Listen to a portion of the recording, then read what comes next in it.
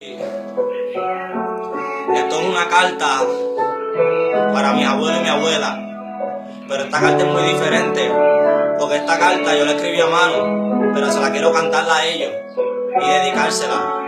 Aunque ellos estén en el cielo, yo sé que ellos me escuchan. Yo quiero que ellos sepan que su nieto los ama. Y dice así, escuche bien. Quisiera verte y abrazarte y de las manos no soltarte. Abuela y abuelo, perdona por ser maleante. La vida me llevó a un lugar sin consolante. Quisiera encontrarlos como a un sueño cantarle. Prefiero morir pobre si así mueren todos los ricos. Ya van para 9 años que no veo a Puerto Rico. Quisiera ver mi abuelo cocinando siempre rico, pero se fue mi abuela y él se fue ya al tiempito. Ya yo me siento solo, camino por el lodo. Los amo y los extraño y por ustedes lloro. Quisiera que Diosito me camine por el oro para poder quedarme con abuela y abuelo solo. Aunque yo te extraño, tengo que admitir que tú fuiste un abuelo y me hiciste reír.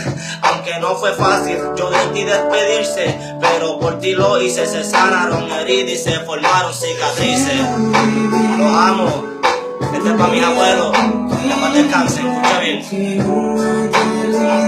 Sin ti siempre te amaré, por más que pase el tiempo. Escuchen bien. Ese es para mi abuelo. Ellos saben que yo los amo.